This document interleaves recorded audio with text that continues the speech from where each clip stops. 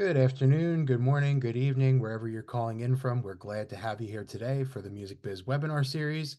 My name is Henrik Bick. I'm the Communications and Content Manager for Music Biz. Grateful to have you all here today for the kickoff of our Fall 2024 webinar series. Before we get started, I just have a couple of quick housekeeping notes about today's event and then also some other things coming down the pike from Music Biz. First and foremost, for today's webinar, if you'd like to get in touch with your fellow attendees, you can network through the chat function on your Zoom dashboard. Just be sure to change your Who Can See Messages setting to everyone in the little drop-down menu. Otherwise, only myself and today's presenter will get your messages. So if you'd like to connect with one another, be sure to use the chat function for that. We'll also be taking questions via Q&A through the end of at the end of the session. If you have any questions for today's presenter, drop them in the Q&A box on your Zoom dashboard, and we'll get to them at the end of the session. And if we don't get to your question, I will be sending everything in a recap to our presenter, so that way that can be answered offline. And then finally, about today's session, as with past Music Biz webinars, this will be recorded and we'll host it on our website. I will be dropping that link that you can look for this later on today in the webinar, and the recording should be posted by end of business today. So outside of the webinar series, just a couple of Music Biz notes for you. First and foremost, we are hard at work planning Music Biz 2025. It'll be our first conference in Atlanta, Georgia. We're very excited to be bringing the conference to Atlanta for the first time, May 12th through the 15th at the Renaissance Waverly. Be part of the process of planning the conference by submitting your ideas for panels, presentations, topics, speakers, etc. through our annual call for presentations request. You can view more information about the call for presentations on our website, musicbiz.org, and our conference website, which is musicbiz2025.com. All these links will be popping up in the chat later on, so be sure to look for that later today. While you're at musicbiz.org, you'll also find out information on our latest event, which we just announced earlier in the week. We're bringing our Trust and Safety in Music Symposium back to New York City early next year, January 9th at NYU's Kimmel Center. It'll be hosted in conjunction with Believe and TuneCore, and we're excited to announce that the session will kick off with a special keynote led by TuneCore CEO Andrea Gleason. She'll be speaking with Catherine Riley, who is part of the team that helped bring the case against Michael Smith, who was just arrested last month for major streaming fraud against the music industry. That will help set the stage for the trust and safety conversations that happen over the course of the rest of the event. And we'll also have time for networking and roundtable group discussions to talk about everything that was discussed as far as what is streaming fraud, how is it manifesting in our industry, and how do we combat it through collaboration. And then you'll have opportunities to network with the rest of the folks and come up with strategies to do so. So that's January 9th, as I said, at NYU's Kimmel Center. Go to musicbiz.org for more information on that event. And then finally, earlier this week, we hosted the latest in our Music Biz Passport series. We explored the WANA region in a session that was hosted by Empire. A recording of that is available on our website now. You go to musicbiz.org and look for the giant passport button, click that, and it'll bring you to this past week's recording, as well as our first 6 passports events in the series. We'll have 2 more for the end of the year, one in November and one in December. They're free to attend. Recordings are free to view, so we hope you check it out. But speaking about events, let's talk about the one we're here today for. We're really grateful to have the team from Vistex presenting not just their webinar, but for the very first webinar for this series. Grateful to have them here. Please welcome Ashish Pathak from the Vistex team. Ashish, take it away. Thank you so much, Henrik, for that introduction. Let me start sharing my screen here. Okay, great. So hello, my name is Ashish Pathak. I'm a music solutions engineer for the software company Vistex, and I particularly represent the rights and royalty solutions we offer for both the music publishing industry as well as the record label industry. So today, I just wanted to discuss some topics regarding music publishing, particularly as it pertains to the cloud, which nowadays it seems like everything you talk about's the cloud. And I'll discuss a short bit of some publishing history, And then we'll go into the acquisition and management of catalogs and the data being utilized in the cloud. I'll also touch on some of Vistex's solutions to these issues. But after this webinar, you are welcome to contact our sales team to find out more about our traditional solutions, such as Music Maestro for the music industry, or Record Maestro for the record label industry, as well as our GTMS solution currently for the record label industry and also in development for publishing too. So let's jump into the next slide here. Okay, so I just briefly wanted to show a little picture of, it's interesting how far we've come, because before recorded music existed, it was sheet music and piano scrolls that generated income for songwriters and composers with their copyrights. Interesting little factoid here is that in the early 1900s, the mechanical piano player, where you had a roll of music on, or roll of dots on a mechanical device that was transferred between pianos, that was the first form of the mechanical reproduction of music, even though it wasn't sound recorded. Hence, if you know anything about US Mechanicals as a songwriter, you hopefully should, because a certain portion of your income should come from that. But of course, in my generation, and absolutely with my kids and their generations after, the addition of sound recordings have completely changed the game. So you can see here, starting from good old-fashioned sheet music to vinyl, then came 8-track, cassette tapes, CDs, and of course other forms of media. But now we're in the digital streaming age with Spotify. And one thing that's important to note is, prior to the digital streaming age, with all these media formats, it allowed the owners of the music to exploit the music on sound recordings and the newest form of audio fidelity. Starting with vinyl, okay, great. Your music is being transferred onto this format. But then you come up with a new format, 8-track, cassette, CDs. Hence, you're able to take the same underlying music and exploit it in many ways over the years. So obviously in our modern day with digital music streaming, it's the most popular format for a reason. It's a very immediate. We can pull up any music we can pretty much think of to listen to, and it's a global audience experience. But as Henrik touched on very briefly with the Smith fraud issue, it comes with its problems, but we were not going to get all into that. So just something I also briefly wanted to touch on here, so we start off on the idea of just how big is this industry. So on the right here, this is just, by the way, for the American market. We're looking at the total revenue in the US in 2023 totaled around $17 billion, and paid subscriptions represent more than half. So you can see this is a juggernaut right here. There's all this, which is absolutely overshadowing, even ad supported, which you would think that, okay, maybe if you want to get it for free, but it's paid subscription that people have found the sweet spot for getting what they want. And the total recorded, see, again, this is the US, the total is closer to 29 billion in revenue, and that was a 10% increase from 2022. So you have all forms of older music as well as new music, which is constantly being created.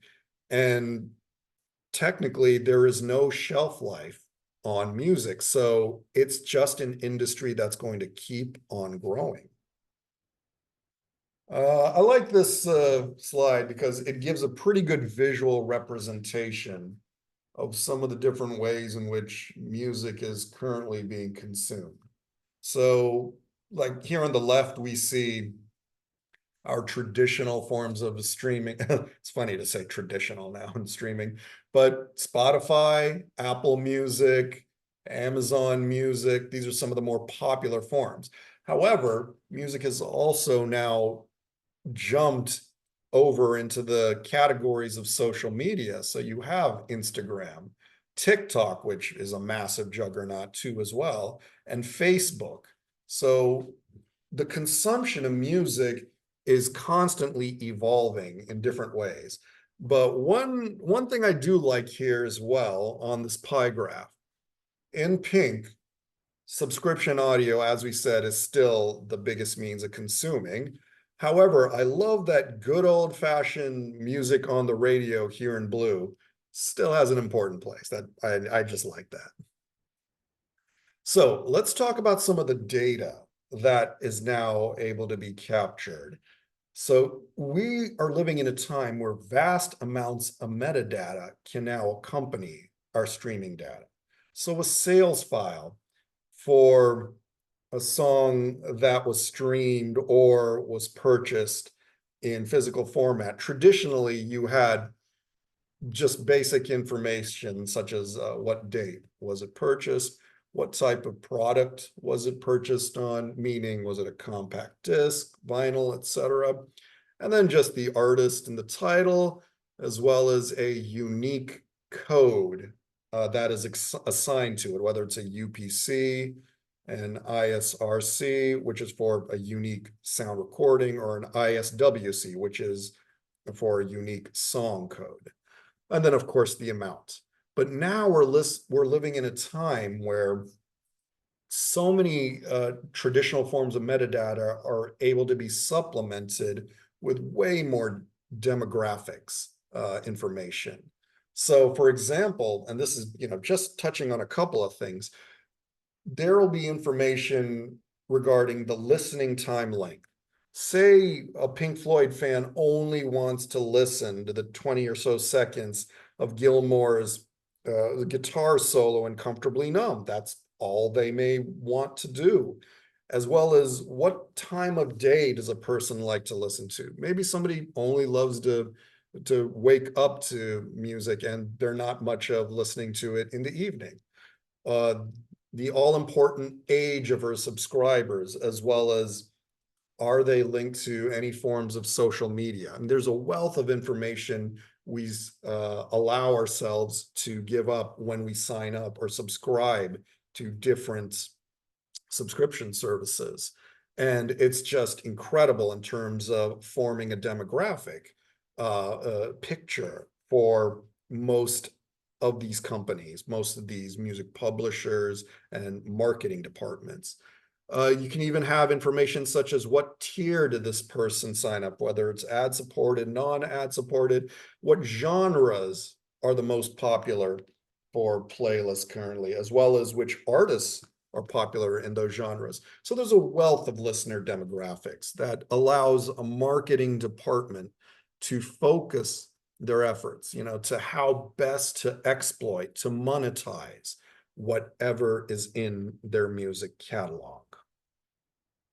Now, speaking of catalogs, something that has been a very big trend, it's been spoken about too at the last few Music Biz conferences, is the acquisitions of back catalogs, primarily for very large artists. So big artists like Springsteen, Neil Young, Bob Dylan, Sting, and definitely others have sold portions of their catalog or even their entire catalogs for hundreds of millions of dollars.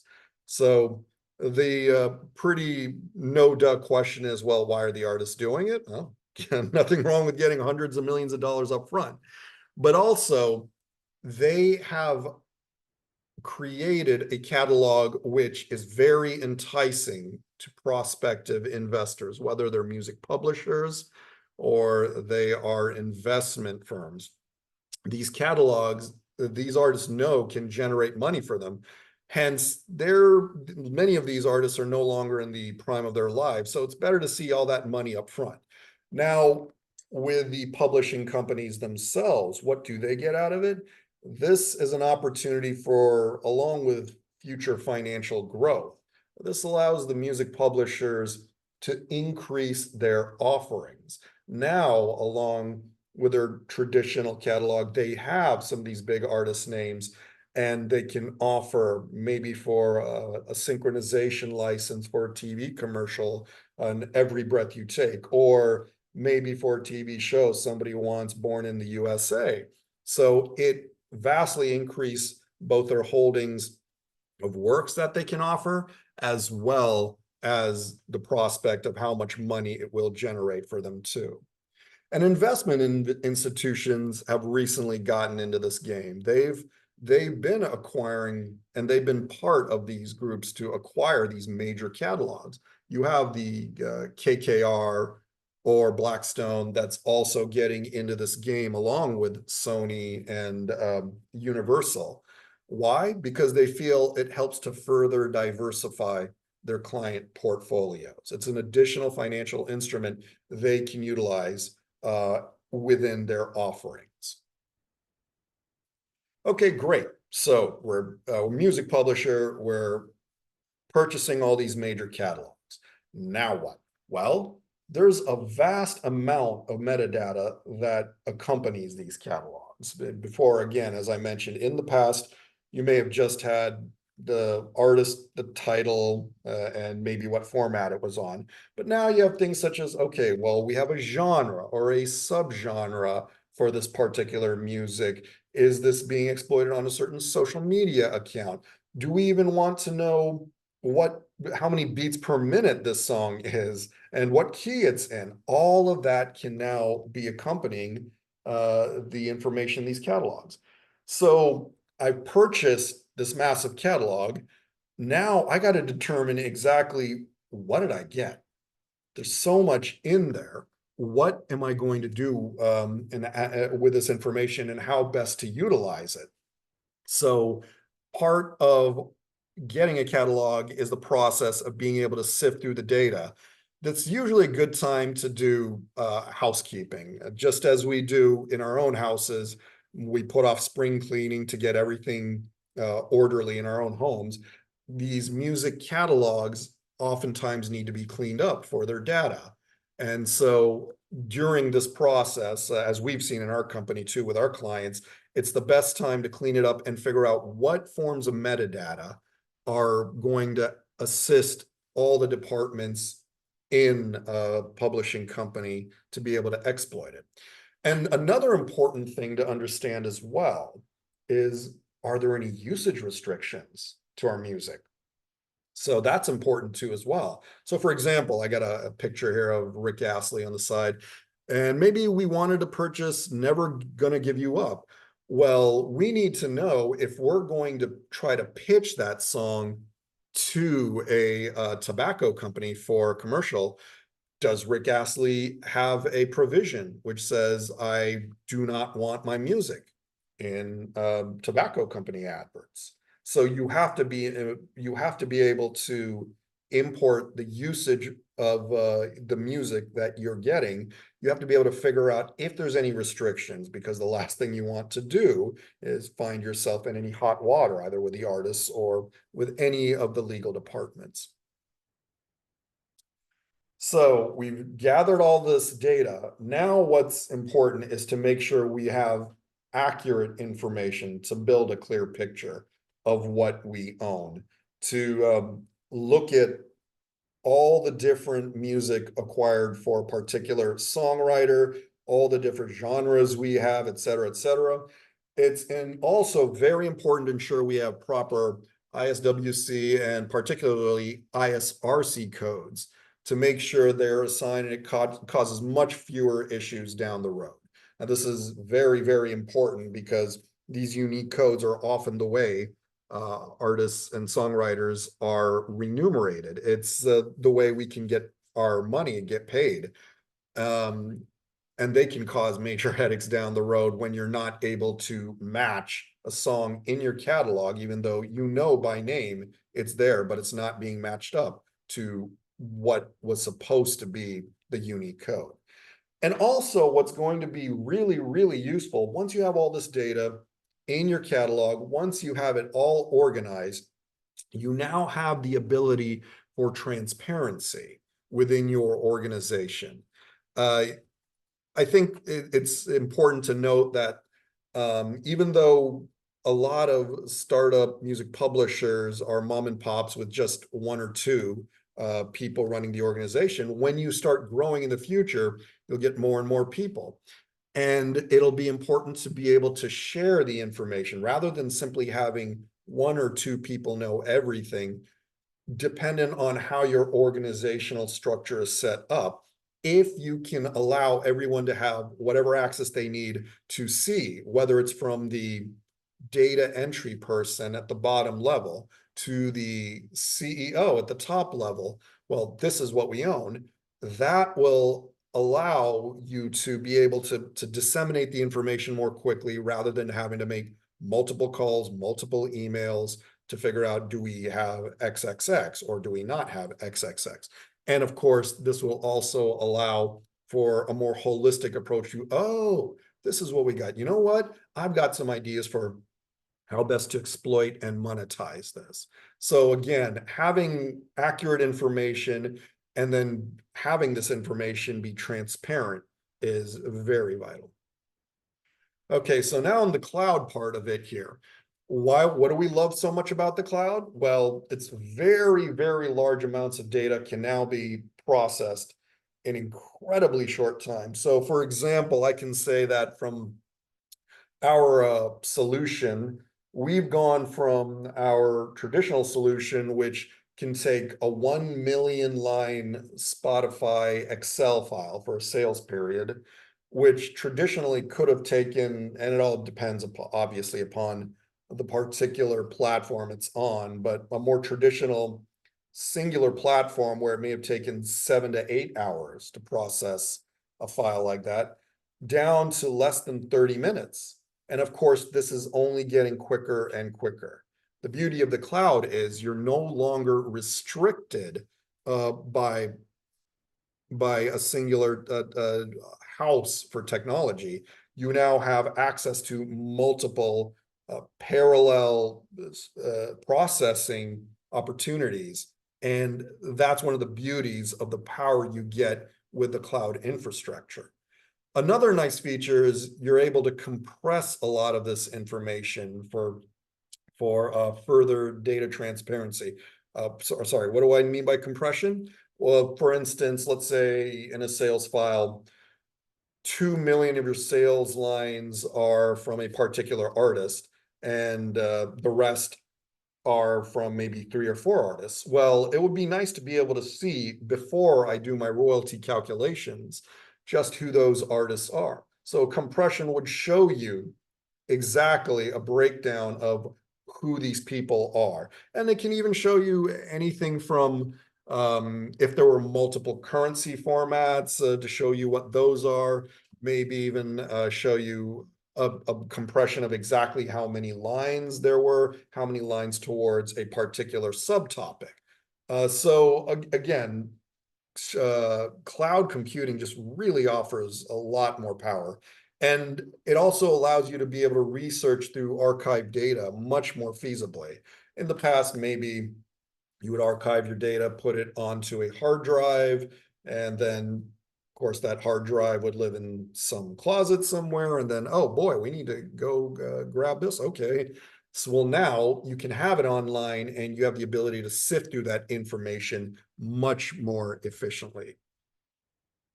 Okay, so going through all that information, I just wanted to now start touching on the offerings that Vistex currently has, particularly our cloud solution. So some of the things I touched on, we will now see what we offer here for our GTMS for the music publishing industry, which hopefully should be released within the next year.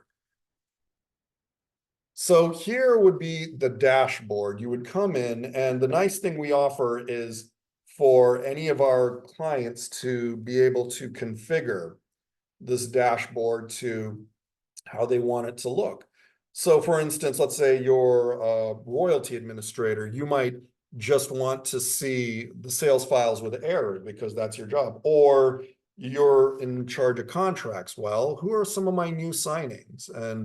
And you want exactly what it is you work on to be what greets you every day when you come into work. And you can also set up quick links as well. So this works in a widget format. You're able to set these up, and then you're able to work as efficiently as you need to in the different areas of the system. So in this graphic here, I just wanted to show you with a sales file what can happen. So you have a sales file coming in, it's being processed. You can have multiple sales files because it's in the cloud. As I was mentioning about compressing the information, you can see here an initial snapshot of, well, what does it look like, my total income that is coming in, as well as what's being processed, what's raw here. And you can also see, okay, well, what are the errors that it's coming across too? And we actually have the ability to jump immediately to fix the errors as well. Let me see if on this one here. Okay, so yeah, here you would see exactly what the errors are that are showing up. So you have things such as the territories, which are unrecognized, maybe distribution channels, configurations. So you're able to fix those one by one if you would like, or you could go ahead and do a multiple selection and fix those all at once, that they all have the same issue and the same answer. You can also see a breakdown of, well, what are some of my top territories here? So you can see that, okay, in France, I'm earning this much. In the UK, I'm earning that much. And you can even see the sources. So again, the ability to compress particular information and just take a snapshot look at it as you're going through your sales files is really, really powerful. And that's one of the things, again, that the cloud really allows you to do. And here's just another example of going through a particular instance of a file. So there's a Spotify file, and anywhere there's an X, there's many things. It's just not working out. But if there's a yield sign, okay, it's mostly good, but there's still some issues. And of course, checkbox means it's totally ready to go. And you can also see here what's the progress of it going through and matching. So you always have a counter there available for you too. You can take a look for all the songs in your repertoire or for a particular artist. You can search through, you can see, well, what configurations do we have for them, whether it's a CD, whether it's obviously in digital, or what other formats. And you have all these filters by which you can search for these different elements of your repertoire. And then just I think this is the final thing I wanted to show was we offer an online portal. So our music publishers and record labels can offer a portal for their songwriters and their artists to log in. And so as a songwriter, I could see, oh, okay, this is my current balance. And then here is what I've made year to date, as well as all the things that you see as a music publisher, you can choose to show to your clients. So, oh, where are the top sources, or what are some of my top works that that are being exploited best? You can even see how your music is registered here too, with the collection agencies, as well as with any synchronization or mechanical ownerships too. You can have all that broken down. So there's just a wealth of information that you now have available to you as well as an artist or a song. All right, so I really wanted to thank you for your time. Henrik did a great job introducing me. And again, I just wanted to repeat that these are just some of the topics. I mean, there's a multitude of things to talk about when it comes to music publishing and the cloud. But for anyone also interested in finding out further about our solutions, as well as the pricing, you can contact us at sales@vistex.com. And I guess now's a good time to get into any Q&A. So Henrik, I'll stop sharing now. And All right, great. Well, thank you, Ashish, for running through today's presentation. We really appreciate you being here and talking through such a complex topic. Folks, any questions for Ashish and the Vistex team, please feel free to drop them in the Q&A box and we'll start getting to them now. Looks like we do have one question in the chat from Jeff. Any predictive accruals or forecasts that we could talk about? So maybe we could look into that as we're waiting for some more questions to come in. okay, sorry, predictive accruals or forecasting in relation to, sorry, that's more of a, Jeff says at the songwriting level. okay.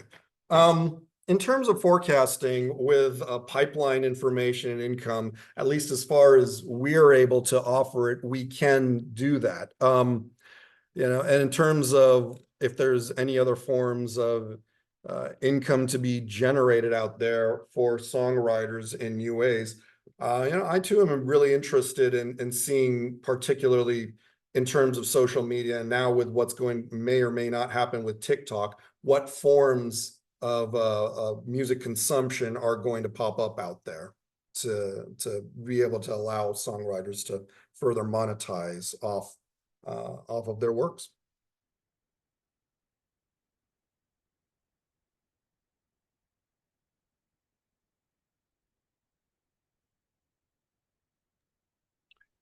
All right, a couple more questions coming in. Question from Ruben. Does the software come with white label, including your own branding and domain, so it reflects as your publisher name?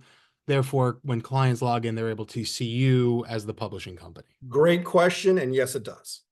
Yes, yeah, it does. It will have your company's name in the web address, and your company's logo will definitely show up for sure. You know, you'll be able to brand it everywhere. In terms of graphical representation, there's some abilities, but it still will have the Vistex format to it overall. But yes, it will definitely be white labeled to look like it's coming directly from you and not from Vistex. All right, a question from Alex. If the system cannot recognize a territory, how or why would dealing with it manually fix the issue? So when dealing with a territory, and let's say you come across the first time, it's an issue, what you do is once you've mapped it, the system has a learning algorithm and it will keep that mapping going forward. Now, let's say at some point you decide, oh, okay, well, I got a unique sales file here and I don't want to use that mapping. You're able to pause that or to delete it altogether if you wish. So it does have an intelligent mapping system that it does record. All right, our next question, is this platform best for multiple artist data or finance management, or can a solo artist on their own label also benefit from using Vistex software? A solo artist would be more benefited by our traditional solutions, the Music Maestro, Record Maestro. As a solo artist, and I'm going to be honest here, I'm here to sell Vistex. I mean, I'm definitely here to promote our products, but I'm also a songwriter and I care about people starting out. If you're just starting out as an individual artist or songwriter, there's nothing wrong with the traditional means of sticking with Microsoft Word or a couple of Excel files and getting it. What happens where our customers really come into play is, let's say you're just a starting out artist or songwriter and you've seen our webinar or seen our product. Many years down the road, everyone's rooting for you to get more popular, to sell more. And when you get to that point, you're going to have to deal with more and more paperwork. And that's when it becomes difficult. So that's when you begin to have a much bigger repertoire, or you've gotten in the business of accumulating other catalogs. That's where we really come into play. Now, that being said, again, dependent on, you know, we would definitely, if you wanted to have a demo with us, we could definitely have a discussion about, well, what's the size of your catalog? And then we could give you an honest answer about, well, you're probably doing okay as you are, or yeah, you are definitely ready for us. All right, our next question. What types of integrations are available for data feeds? So we do have APIs, and it is all dependent upon what it is you're looking to connect to, different platforms. Uh, the APIs, because we cannot, we can't predict every possible scenario. There's so many out there. So if a prior client has already requested that API and we built it in, then that will be available to you down the line. However, if it is not, it is something that we may have to consider as custom building. But the ability, the technology in the cloud, absolutely, it's available out there. And I think that answers another question that's in the chat, but I'll ask it just the same. Does the cloud platform support statement and data ingestion via APIs? Yes. Yes, it technically can. Yeah. All right. Next question. Is the system recommended for mid-sized catalogs from 1,000 to 5,000 songs, and maybe a little more nitty-gritty, but price range on that? Okay. The price range, and I'll just say this out there, I know that's definitely always a top question on everyone's mind. It would be on mine. Unfortunately, I am not the person. I'm not allowed to even discuss that. That's not my domain. That's sales. I can talk about the product itself.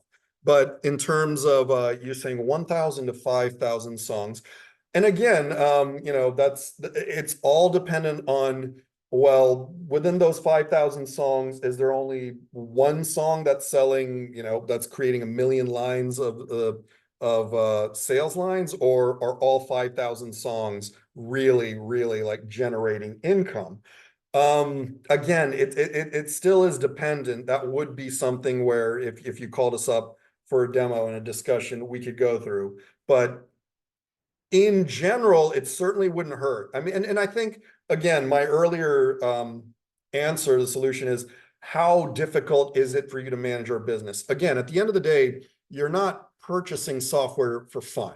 What you're doing is you're purchasing the software to allow you to have your time freed up so that you can exploit your catalog even further. One of the greatest benefits our other clients have received from us is the fact that, well, okay, we have a synchronization license module. Oh, wow, we didn't, maybe do sync licensing here or there. But now that their processing times, we've had clients who have to take 2 weeks for royalty runs, sometimes now down to half a day to a day. They'll say that, oh, great, now I've got all the time in the world to like actually use your sync licensing manager and keep track of everyone trying to contact us or going out there and figuring out how to exploit our music for film, television, advertisements, video games. That's what this is supposed to allow you to do at the end of the day. So sorry, long answer to a short question, but at the end of the day, I want you to figure out with your catalog is, are you not fully exploiting it? Do you have the time to? I guess is more important. All right. Our next question is from Monique in the chat. In my company, we have a system that the operational team can understand much better than the commercial team. So for this example, do you consider the Vistex system user-friendly for folks who don't really work with numbers and operations? Specifically, is it easy to understand how much each client actually leaves for the company and each revenue line in a user-friendly, easy way? That's a loaded question. That's again, everybody's definition of user friendly and easy is truly unique from person to person. I will say that it can be set up that way. If you recall me showing the dashboard at the beginning, if let's say somebody, all they literally wanted to do was look at the number, look at a number and say, okay, this what is the number of sales we made for this last period? I don't care what territory or what sources there were, how much did we make off of this one song? The system can be set up that way. That being said, and I really do hope that most people on this call have a general knowledge of the music business. At least if you have a general knowledge of what you're doing, then with that, my caveat would be, yes, it should be user friendly. somebody's coming in completely cold, well, that's, this really isn't the place to learn about the music business from the ground up. But yes, I would say that it can be made user friendly. Next question comes from Eduardo in the chat. Is it possible to register and export CWR files? Yes, great question. We work with CWR files all the time. Vistex, we have a CSAC, we have a member on our team who is on the board for CSAC, the organization that creates the CWR files. So we're very, very much familiar with and work with those files constantly. Our next question, is there a timeline for release that you can speak about? And will current Vistex users be easily able to transfer their info from one product to another? Yeah, so great question too. Short answer for what I can talk about, not really. Again, we are with a beta customer, our first beta customer for the publishing software. The record label software, we have three out there. Let's see, I believe we have Reservoirs, one of our clients, as well as J&L Records, too. Our sales team knows the names of some of the other clients as well. So that's been well established and into production.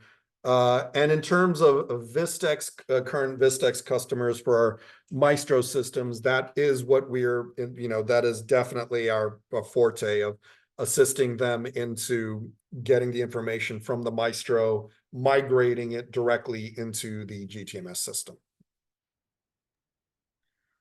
All right, our next question comes from Jolene. What type of advanced song matching features will the cloud solution have? For context, we frequently match large amounts of songs and utilize the advanced matching in Music Maestro. Right. Yes, so the matching in this will be oh, by the way, I think I remember Jolene from Real Music Works. Okay, anyways, hi, if that's you. Yeah, no, our song matching features, we are using a bit of we have a fuzzy logic feature, which allows for a rating system. So you can actually have a rating system when it's trying to match a song based from 1 to 5 of a stars that you can actually determine whether or not if this is good or this is not. So it's our foray into the artificial intelligence field there, where it's going to assist you in that. And of course, any matches you can keep going forward, or again, remap as you need to. Another question, will the income file import templates be editable by the user? Yes. We have our templates use a file synchronization matching. So right now, what it'll do is you'll give your Excel file, which has its columns and column headers. You'll be able to check to see if there's a synchronization from the file, if it'll intelligently match up the headers. If you want that and want to keep that, great. If it doesn't look like it's matching it up, you'll just go ahead and create your headers the first time around for your templates, and then you can save them and use them going forward. Looks like we have one more question in the Q&A box. If anybody else has anything that you'd like to discuss with Ashish while we're here, please drop it in the chat now. We're happy to walk through it. It's a similar question to one we had before when we might have answered. Will the cloud product have API functionality either for data going in or pulling out of Vistex? Yes. To answer, to go piggyback off my earlier answer, the GTMS system is going to have the API functionality as well. And there's many, many different ways of exporting the information from the system. You can have a quick Excel download. You can have it exported into another system too as well through an API if needed. So there's a lot of flexibility. And I know we have a couple other questions coming in. Someone had asked earlier if we could get slides from today's presentation over to folks. Is that something we're able to do? If not, just a reminder about recording. This session was recorded today. It'll be available on Music Biz's website by the end of the day, so you'll be able to relive what we talked about today. But any chance we can send out slides to folks as well, Ashish? Yeah, I appreciate the question. I know I'm the kind of person who would normally like that as well, but to answer with Henrik's, this is Vistex properties for my company, so unfortunately I won't be able to send out the slides, but you can revisit this webinar and to look through, and the information's there. And of course, any information you wish to reach out to me about, I'm more than happy to answer. Thank you for that. And I'm going to drop the link in the chat once more for folks to access that. Like I said, it should be available by the end of day today. Next question. What features are available to clients, specifically songwriters, to self-serve online via their portal for basic account level servicing needs? That would include modifying personal information, things like that. Yeah, so that's mostly going to be through your publisher or your record label. They choose how to handle it for the end songwriter in terms of if they're going to want you to, if they're going to want to create an API for you to go or to log online to your portal and be able to update your information, which they have that ability to do. We allow them that ability.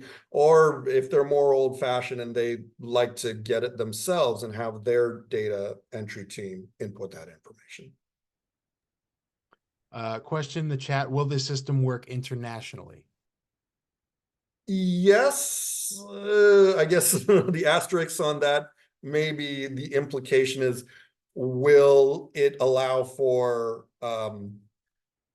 foreign language characters? And the answer to that is yes. It is currently in English, and we do, I think, no, I don't want to be quoted on this. I think we may have a Latin American client for which we may have it being set up in Spanish, but please don't quote me on that. But in terms of ability, technical ability to be serviced in the languages, yes. And of course, being in the cloud, there is no restriction on where in the world you can use this.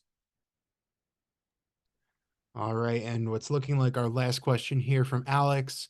If we were to receive an income file from our sub-publishers, will we be able to export an Excel file breaking down from which streaming platform the income was collected? Yes, absolutely. One more question from Jeff in the chat. Cloud hosting via, I believe, Amazon, AWS. Oh, I could be wrong. I'm not great with abbreviations. No. You're right. You're right. That's one I'll have to get back to. I don't recall if we're AWS now or Google. I do believe there's been. I'm not sure if there's a change, but yeah, sorry, that's one I'd have to get back to. All right. Well, it looks like we're at the end of Q&A for now. Thank you, folks, for being here today. Thank you for being engaged. Thank you for spending time with us at the end here for Q&A. Really appreciate you being part of the Common Ground webinar series and the reason we're all here. Thank you, Ashish. Thank you, the Vistex team. I saw you in the chat, Rob. Thank you for being here as well. Always appreciate y'all being part of the webinar series and the Music Biz community.